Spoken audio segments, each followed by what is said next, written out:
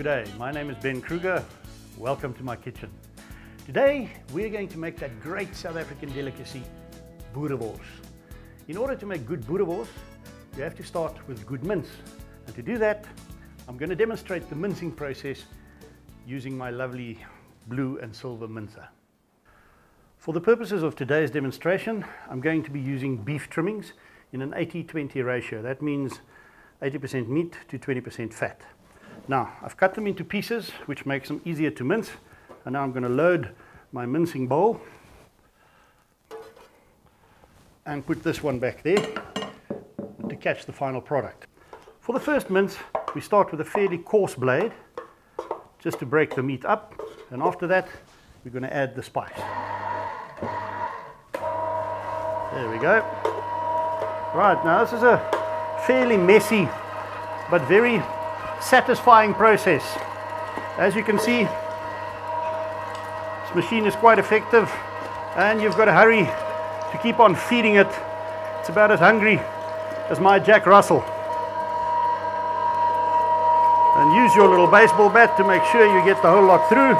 And as you can see, the product is fairly coarse. What we're going to do now is we're going to mix the spices into this and then mince it again. That allows the meat and the spices to mix properly. And after that, we're going to give it a fine mince using another blade. When I first started making boerewors, I used to mix my own spice. And I would get really fancy with all sorts of imported bits and pieces, and I would spend hours grinding and stamping and doing crazy stuff. And then I discovered Oma's boerewors mix. This is a brilliant, brilliant product.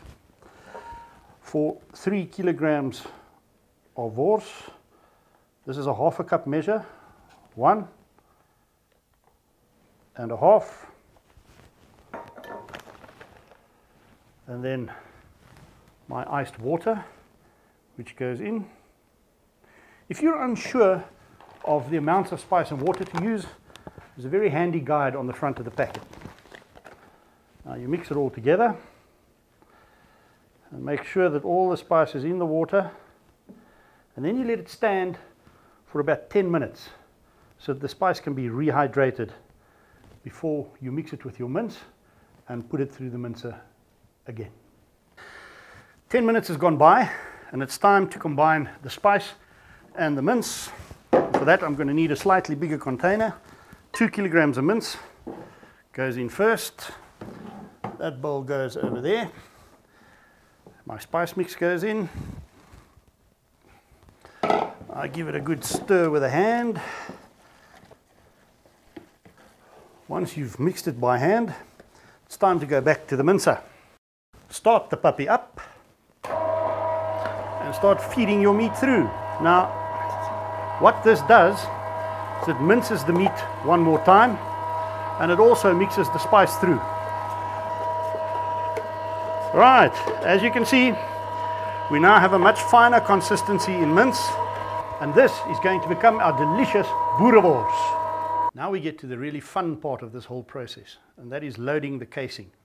Now this is a natural hog casing, which means it comes from a pig.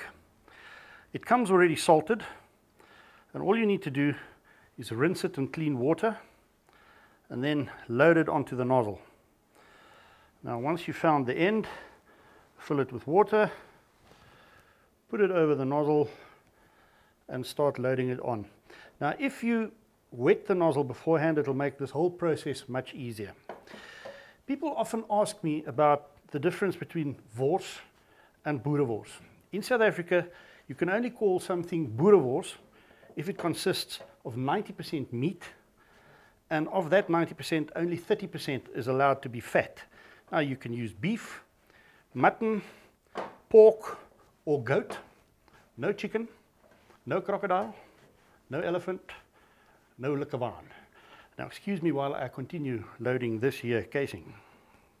There you go, easy as pie. If I can do it with these little fat fingers, anybody can do it. Now we've got to put the filling, which is the mince with the spices, into this machine, and that is quite easily done using these amazing tools you were given. Just drop it in there. Put it onto the holder. It's got little clips in the front. It's got clips at the back to hold it securely in place. Now I would suggest that you get yourself an assistant to do the turning, because turning the handle on this side and catching the horse on this side, you need arms like Michael Phelps.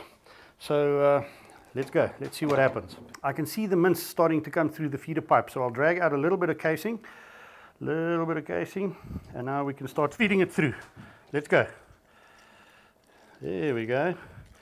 Who said making booty was difficult?